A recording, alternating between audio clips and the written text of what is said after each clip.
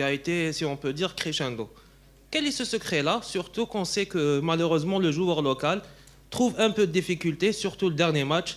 On a vu ce 3-5-2 qui peut devenir à un moment donné 3-4-3 qui a vraiment réussi. Quel est ce secret-là, coach? Écoutez, on a profité de tous les stages pendant ma prise de fonction pour travailler tactiquement, pour travailler tous les systèmes. Vous savez, si vous voulez travailler un système tactique et bien le huiler correctement, il faut du temps. Généralement en club, déjà, c'est pas assez long. Sachant qu'en club, généralement, tu as toute la préparation de quasiment un mois et demi pour bien préparer toutes tes tactiques durant la saison. Malgré qu'on a fait plusieurs stages, ça reste très court. Ça reste très court parce qu'entre chaque stage, on avait quoi, 5, 6 jours, peut-être des fois 13 jours. Mais bon, il y avait 2 équipes, il y avait des matchs amicaux entre, donc le temps de travail était réduit. Mais voilà, ça m'a plu. Les joueurs ont répondu présent. Comme je dis, c'est des joueurs qui sont très demandeurs. Et voilà, en Algérie, on a un potentiel énorme. Énorme. Et voilà, la formation, c'est la base. Il n'y a pas de secret. On peut avoir des bons joueurs qui émergent comme ça, mais arriver au niveau international, très haut niveau, ça devient des détails. Des détails dans la tactique, dans le déplacement, dans le dernier geste. Donc ça, c'est des répétitions qu'on répète depuis le jeune âge.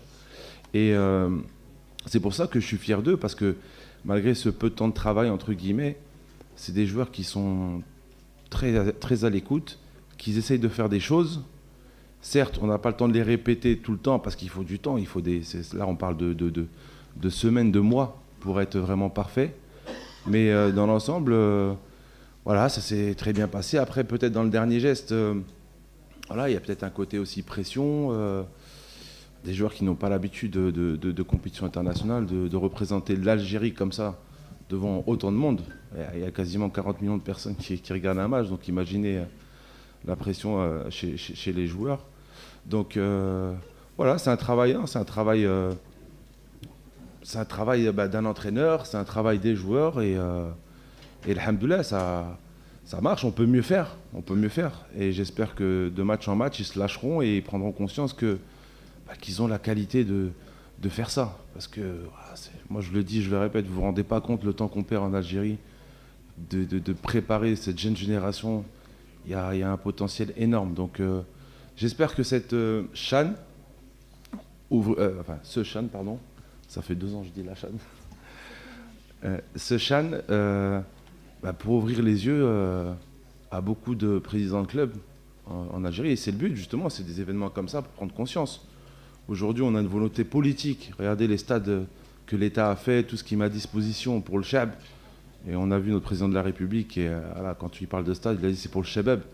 Donc quand on parle de Chabab, maintenant on parle de club.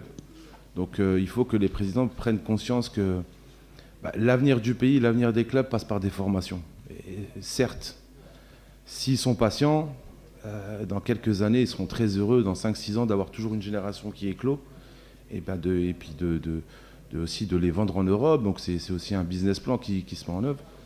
Et aujourd'hui, on a la chance d'avoir des business models qui sont prêts. Ce qui se fait de meilleur à l'étranger aujourd'hui, c'est en Europe en termes de formation. Donc il n'y a que du copier-coller à faire. Et il n'y a pas d'honte.